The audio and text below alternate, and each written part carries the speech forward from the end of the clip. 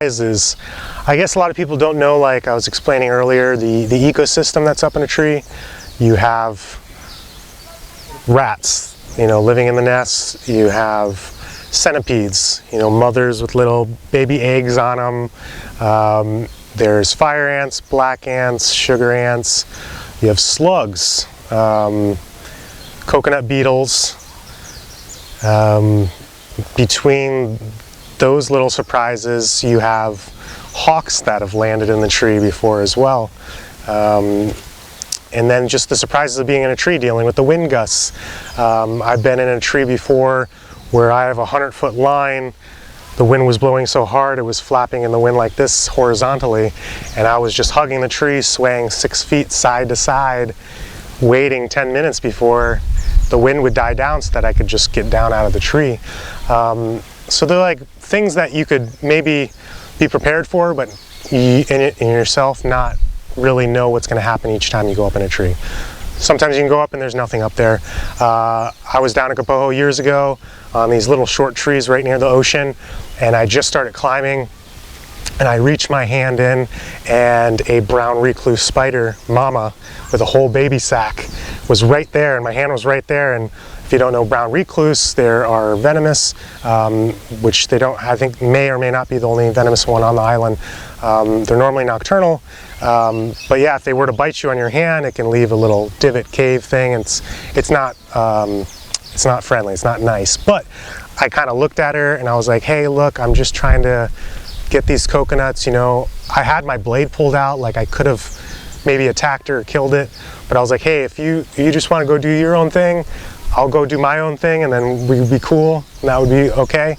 And yeah, she kind of just turned around, went back. I kind of was just very slow and particular about where I was and getting the nuts, and I got out of the tree and I was like, okay, and then I was like, I'm not going back to that tree again. But yeah, so there's those animal surprises, being able to see hawks and hear them flying around you when you're in the tree.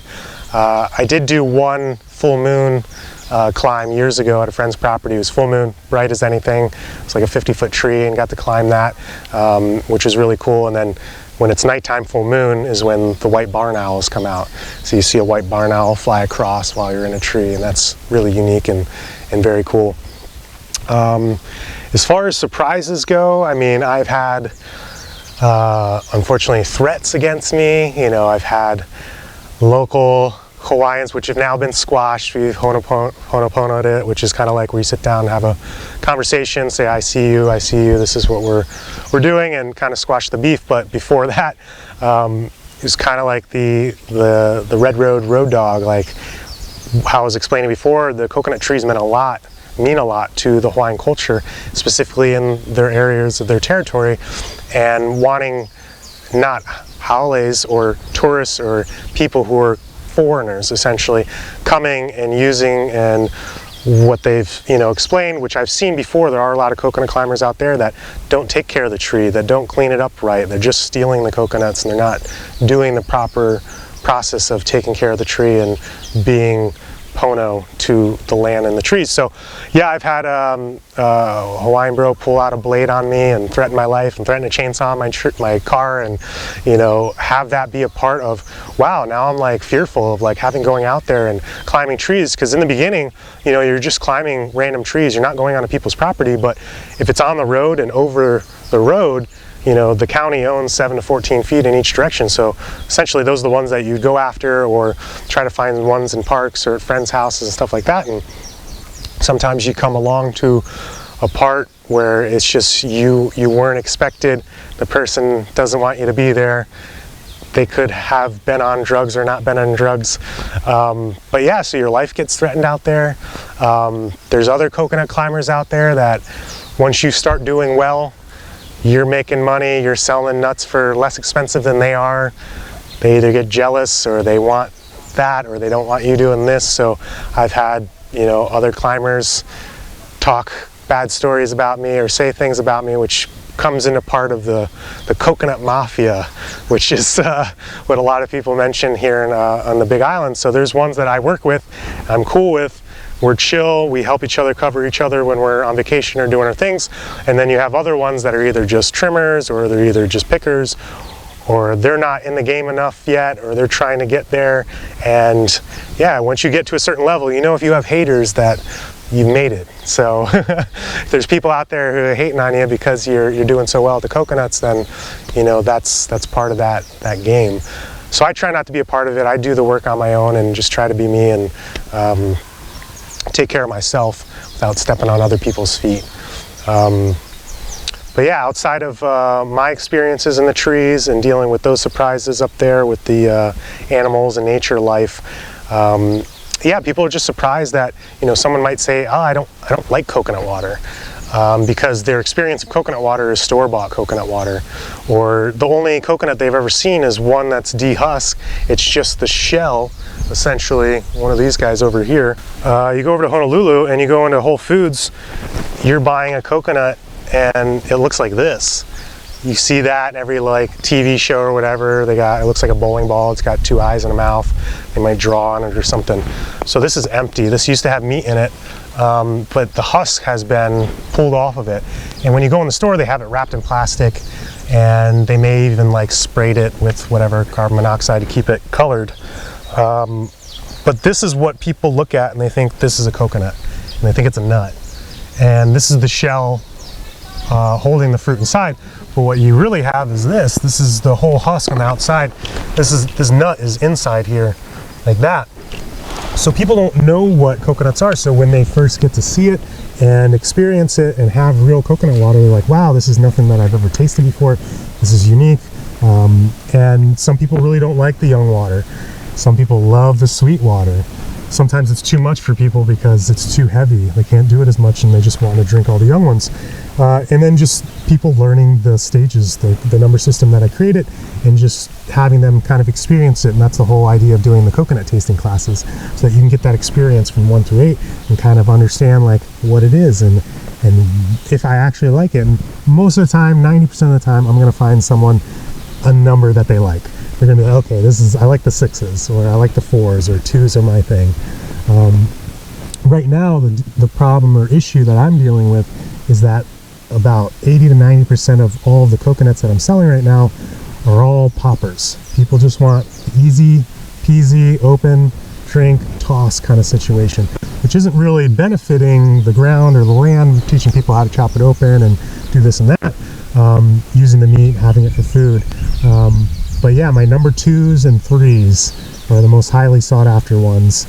Most of my orders are for those, and people are very happy with that product. But what they don't understand is that I'm not just going into a tree and there's 50 number 2s up there. If I go up there and get 40 nuts, maybe 5 or 10 of those will be number 2s. So then if I'm filling an order for 50, I gotta go climb 10 trees before I can fulfill that order, just that one order. And if I have 10 orders that are all the same, it just duplicates from there on. So that would be a surprise for people to know that, like, I'm out there having to climb so many trees to get all these nuts to get them for you. It's not like I'm just hanging out on the beach in my swim trunks. I go up a tree, smoke a joint, and then I'm like, hey, here's some coconuts. That would be great, but it's a lot of work. It's a lot of physical aspects to using your body, dealing with injuries and pains, and having to do that on a daily basis. So yeah, for people to come in not knowing anything about coconuts, you kind of try to educate them, let them know what's going on with it, the risk involved, how that it might take a few days. Because I got to a point where I was so consistent and on point, and I was climbing so much, and I wasn't doing as much sales to businesses, so I was customer based, and they were so used to getting their orders, they'd call me and I'd have it ready within 24 hours or less, 10 hours or that day, that's what they wanted and that's what they got. So then I started taking on other businesses, making more money doing tree trimming services on the side. Then I get a customer that says, I want this, can I come by today? And I'm like, hey, this is going to take 3 to 5 days to get your order together. And then I have people, being upset or being like, well, I want, I need them this day, I want them now. And I'm trying to explain, like, hey, I have a list of 10 people who've already put their orders in. You're in the queue. You're in the 10th position, so I could jump you up, but then that's giving you preferential treatment, which I'm not doing that. I've had to lose customers because they wanted preferential treatment, and I'm just not gonna heed to that. So my system is very specific. I have it set up for certain reasons, and it's evolved over the years. But so now if I go on vacation, I try to get my orders covered through another coconut person and have them take care of it, because if I go away, sometimes I feel like I'm a drug dealer. I'm going to drop off coconuts in a parking lot at Long's, or like transferring stuff from one car to other, and then people are like, I need my coconut water. And it's funny because it's like, I get it, but at the same time, like, you don't realize, like, I don't think there's anything addictive quality in coconut water, but it's a mental thing. People get so used to it and want it, and that fresh water, that cocoa vi, they really have a connected experience with the coconuts, and it's tough to take that away from someone. Do you have customers that say, every Monday I want my 20 offers? Sure, yeah. We have multiple weekly customers, so today I'll be going out climbing at least 5 trees today. I have about 6-7 orders to fulfill. I'll probably get about half of those filled today and another half tomorrow. And each day, like right now, I'll go look at my phone, I'll probably have 4 to 5 orders coming in every day. So yeah, I try to get them in as quick as possible, as efficient as possible, and as fresh as possible. I'm not trying to get coconuts, it take me 3-4 days to get the order ready and then give you your order, because then you have coconuts that are 4 days old already. They may only then last 5 days from there. So I'm trying to get you them the day I get them so that you can have them. So basically right now, like my shop right now is empty because I sold out all my coconuts yesterday. I had 300 coconuts, but they're already pre-sold. Everything I get today is pre-sold. Everything I get tomorrow is already pre-sold. So the only time I ever have excess of coconuts is if it's like older coconuts that I don't have as many customers purchasing. They may sit longer, but those are ones that last weeks. So you could essentially let them sit longer and then use them later, or have them for yourself for food. They're great for trading. I've throughout the years gotten chiropractic work, massage work. I've traded for paintings. I've used it for food at markets, trading coconut water. So it's a trade-based system, and I really like that. So you don't necessarily need a monetary value. You can either trade time or your energy or the food as the product itself.